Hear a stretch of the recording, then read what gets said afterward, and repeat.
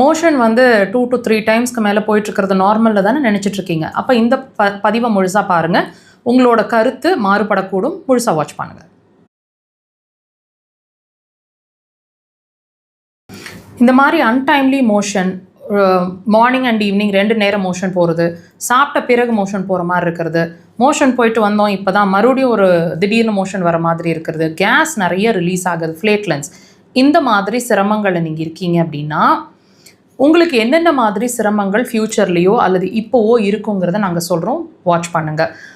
இந்த ப்ராப்ளம், அதாவது இந்த மோஷன் போகிறது, நம்ம என்ன நினச்சிட்ருக்கோம், மோஷன் கான்ஸ்டிபேஷன், அதாவது மோஷனே போக மாட்டேங்குது, ரொம்ப இறுக்கமாயிடுது, மோஷன் போகிறது ரொம்ப கடினமாக இருக்குது, எதையாவது மருந்துகள் வழியாக சாப்பிட்டு தான் நாங்கள் மோஷன் போகிறோம் அப்படின்ற சுச்சுவேஷன் எழுந்தால் மட்டும்தான் அது அப்நார்மல்னு நம்ம நினைக்கிறோம் இல்லைங்களா?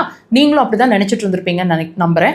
இப்போ இந்த பதிவில் நமக்கு என்ன புரிஞ்சுக்க போகிறோன்னு கேட்டிங்கன்னா, அந்த மோஷன் வந்து எப்படி போக மாட்டேங்குது அப்படிங்கிறதும் ஒரு பிரச்சனையோ, கடினமாக இருக்குது அப்படிங்கிறதும் ஒரு பிரச்சனையோ, அதே மாதிரி ஒரு தடவைக்கு மேற்பட்ட தடவைகள், அதாவது 2 தடவைக்கு மேற்பட்டு நீங்கள் மோஷன் போயிட்டுருக்கீங்க அப்படின்னு சொன்னால் கண்டிப்பாக அதுவும் பிரச்சனை தாங்க. ஏன்னு கேளுங்க, இதுவும் கான்ஸ்டிபேஷன் அப்படின்ற கண்டிஷனுக்குள்ளே தான் வரும். எப்படி?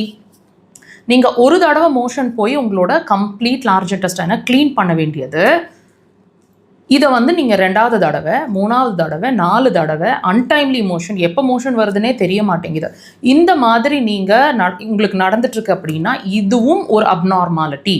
மார்னிங் எழுந்து ஒரு 1/2 hour to 45 minutes உங்களோட மலக்குடல் க்ளீன் ஆயிடணும், அதாவது ஒரே தடவையில் உங்கள் மோஷன் ஃப்ரீயாக இருக்கணும். இது இல்லை அப்படின்னா நான் சொன்ன கண்டிஷன்ஸ்குள்ளே நீங்கள் வரீங்கன்னா கண்டிப்பாக பைல்ஸ் வரலாம், ஃபிஷர் வரலாம், ஹெமராய்ட்ஸ் வரலாம், ஹெர்னியா வரலாம், ஹெர்னியாவில் inguinal hernia, umbilical hernia, appendix, இந்த மாதிரி கண்டிஷனில் எப்படி வேணாலும் வரலாம். இது மட்டும் இல்லைங்க, இன்னொரு காஷனும் கொடுக்குறேன். உங்களோட மலக்குடல் பாதிச்சா உங்களோட நுரையீரல் அடுத்தது பாதிக்கக்கூடும், அல்லது இப்போவே பாதிச்சுட்ருப்பீங்க. என்ன வரும்? உங்களுக்கு சளி பிடிக்கும், டஸ்ட் அலர்ஜி, வீசிங், ஆஸ்துமா, ரீனைட்டிஸ், அதாவது காலையில் எழுந்திரிச்சோன்னா தும்மிகிட்டே இருக்கிறது, மூக்கில் தண்ணி வடிஞ்சிட்டே இருக்கிறது, மூச்சு வந்து ஒரு நாஸ்ட்ரல் வழியாக தான் வருது, நேசல் பாலிப்ஸ், அதாவது கட்டிகள், மூக்கில் கட்டிகள் சதை வளர்ந்துருக்கிற மாதிரி இருக்கிறது, வாசனைகள் தெரிய மாட்டேங்குதுன்னு சொல்கிறது, இந்த மாதிரி என்ன வேணாலும் நுரையீரல் சார்ந்து நடக்கும். இதோட அடுத்த கண்டிஷன் உங்கள் ஸ்கின் டிசீஸ் வரைக்கும் பாதிக்கும். தயவு செய்து இது ஆரம்ப கட்டத்திலேயே ட்ரீட் பண்ணிக்கிறது நல்லது. இது ஒரு கிளாரிட்டியை கொடுத்துருக்கோம் நம்புகிறேன். அக்குபஞ்சர் ஒரு சிறந்த தீர்வு. கண்டிப்பாக ட்ரை பண்ணுங்கள்.